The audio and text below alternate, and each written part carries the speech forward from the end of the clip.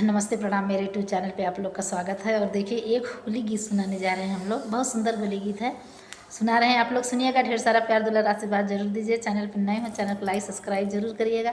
आप कमेंट करना मत भूलिएगा।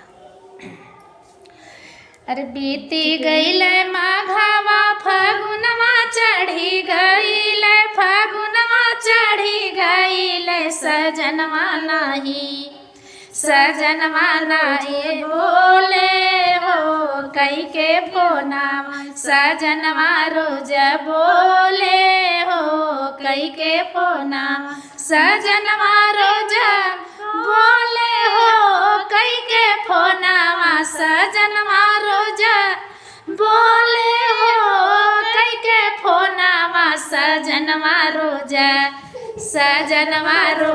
बोले हो कई के फोनावा, सजनवा रोज बोले हो कई के फोनावा।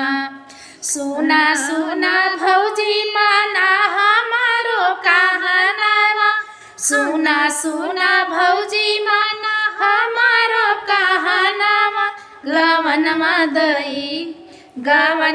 दई दे तू अब की फगुनावा, गवनमा दई दे तू अब की फगुनावा, गवनमा दई दे तू अब की फगुनावा, गवनमा दई